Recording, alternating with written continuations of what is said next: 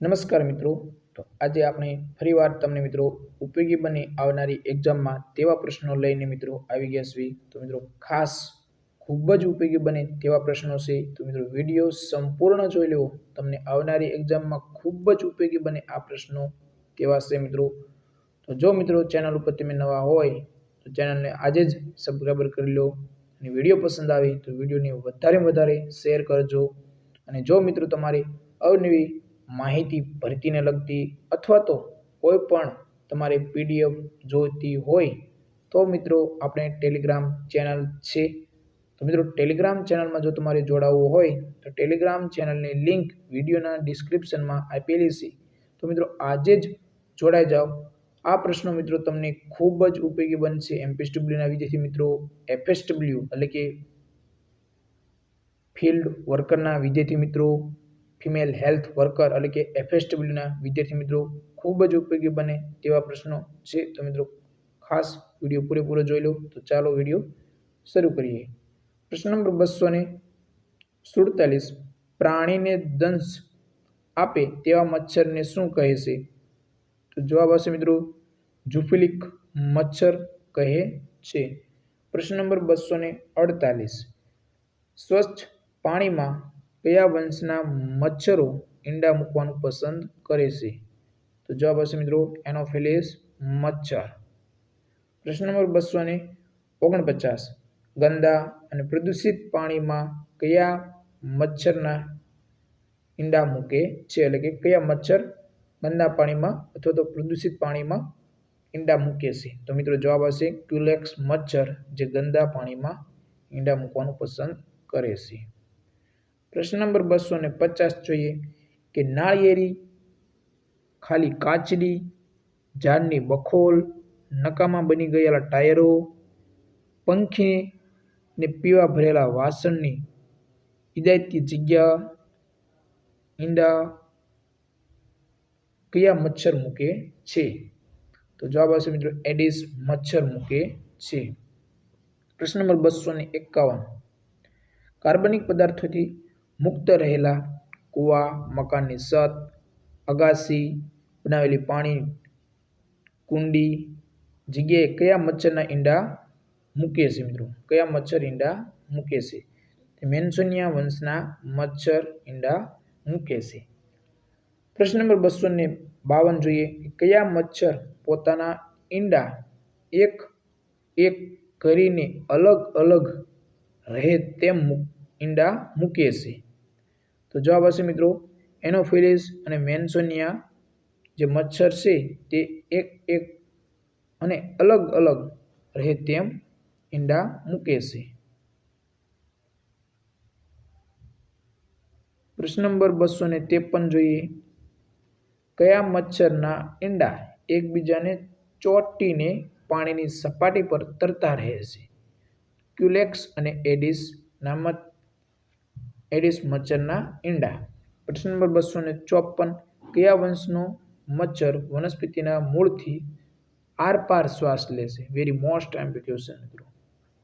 મેન્સોનિયા મચ્છર ખાસ વનસ્પતિના મૂળથી આરપાર શ્વાસ લે છે, મેન્સોનિયા મચ્છર. પ્રશ્ન નંબર 255, દરેક વંશના મચ્છરના ડિંભક માટે કીટકનો વૃદ્ધિ નિયામક કયો પદાર્થ વાપરવામાં આવે છે? મેથ્રોપિન ખાસ વેરી મોસ્ટ ઇમ્પોર્ટન્ટ મેથ્રોપિન. પ્રશ્ન નંબર 256, પીવાના ઉપયોગ માટે પાણીમાં કયા રસાયણો વાપરવા હિતાવહ છે? ડાયક્લોરોનેસ, ટેમીફોસ. પ્રશ્ન નંબર 257, એનોફિલિસના નિયંત્રણ માટે કઈ માછલીનો ઉછેર કરવામાં આવે છે? ગંબુસિયા અને ગપ્પી અથવા તો લેબસ્ટર માછલીનો ઉપયોગ કરવામાં આવે છે મિત્રો. વેરી મોસ્ટ ઇમ્પોર્ટન્ટ મિત્રો. આગળનો પ્રશ્ન ખૂબ જ ઉપયોગી છે કે પીવાના ઉપયોગ માટેના પાણીમાં કયા રસાયણનો ઉપયોગ? તો મિત્રો ડાયક્લોરોનેસ, ટેમીફોસ અથવા તો ટેમીફોસનો. પ્રશ્ન નંબર 258 જોઈએ કે ઘર માખીનું વૈજ્ઞાનિક નામ શું છે? મસ્કા ડોમેસ્ટિકા. મસ્કા ડોમેસ્ટિકા ઘર માખીનું વૈજ્ઞાનિક નામ. પ્રશ્ન નંબર 259, ઘર માખી કેટલી આયુષ્ય મર્યાદા ધરાવે છે? 1 થી 2 મહિના ઘર માખી આયુષ્ય મર્યાદા ધરાવે છે, એટલે 1 થી 31 દિવસથી 60 દિવસ આ મિત્રો ઘર માખીનું આયુષ્ય માનવામાં આવે છે. પ્રશ્ન નંબર 260 જોઈએ કે ઘર માખીની ઉડવાની શક્તિ કેટલા કિલોમીટરની છે? તો 1 થી 3 કિલોમીટર સુધી મિત્રો ઉડી શકે છે. પ્રશ્ન નંબર 261 ઘર માખી અર્ધ સપ્તાહને અંતે કેટલી સંખ્યામાં ઈંડા મૂકે છે? તો મિત્રો 100 થી 150 ઈંડા મૂકી શકે છે. પ્રશ્ન નંબર 262 ઘર માખીના ઈંડા કેટલા લાંબા હોય છે? તો 1 મીમી જેટલા લાંબા હોય છે. સફેદ અને કેળાના આકારના હોય છે. સફેદ અને કેળા આકારના હોય છે, ખાસ યાદ રાખજો. પ્રશ્ન નંબર 263 ઘર માખીના ડિંપકથી કઈ બીમારી ઉત્પન્ન થાય છે? તો માઇઆસિસની બીમારી ઉત્પન્ન થાય છે, માઇઆસિસ. પ્રશ્ન નંબર 264 મધુમક્ષિકાનું વૈજ્ઞાનિક નામ શું છે? ફ્લેબોટોમસ આર્જેન્ટિવસ, ખાસ મિત્રો યાદ રાખજો. પ્રશ્ન નંબર 265 મધુમક્ષિકાની ઉડાનની મર્યાદા કેટલી છે? તો મિત્રો 100 થી 200 મીટર. પ્રશ્ન નંબર 266 મધુમક્ષિકાનું આયુષ્ય લગભગ કેટલું છે? તો 2 સપ્તાહ. પ્રશ્ન નંબર 267 કાલા અજાનો રોગ કોના કારણે થાય છે? મધુમક્ષિકા, ખાસ યાદ રાખજો. કાલા અજાનો રોગ કોના કારણે થાય છે? તો મધુમક્ષિકાના કારણે કાલા અજાનો રોગ થાય છે. પ્રશ્ન નંબર 268 ઉંદરના પિચ્ચું લગભગ કેટલું આયુષ્ય ધરાવે છે? 2 વર્ષનું, ખાસ મિત્રો 2 વર્ષનું. ઉંદરના પિચ્ચું લગભગ 2 વર્ષનું આયુષ્ય ધરાવે છે. ઉંદરના પિચ્ચું મિત્રો, ખાસ સોરી, ઉંદરના નહીં, ઉંદર. પ્રશ્ન નંબર 269 ઉંદરનો પિચ્ચું ભૂખ્યા હોય ત્યારે કેટલો ઊંચા કૂદકા મારી આગળ વધતો રહેતો હોય છે? તો મિત્રો 15 સેમી જેટલા. પ્રશ્ન નંબર 270 ઉંદરના પિચ્ચુના કારણે કઈ બીમારીઓ સંચારિત થાય છે? ગ્રંથિલ પ્લેગ. પ્રશ્ન નંબર 271 વહાણો અને વિમાનમાં રહેલા ઉંદરો અને પિચ્ચુઓને એકસાથે નાશ કરવા કયા ગેસનો ઉપયોગ થાય છે? તો જવાબ આવશે મિત્રો સાયનો ગેસનો ઉપયોગ થાય છે. મિત્રો વેરી મોસ્ટ ઇમ્પોર્ટન્ટ ક્વેશ્ચન હતો મિત્રો. વહાણો અને વિમાનમાં રહેતા અથવા તો રહેલા ઉંદરો અને પિચ્ચુઓને એકસાથે નાશ કરવા માટે કયા ગેસનો ઉપયોગ થાય છે?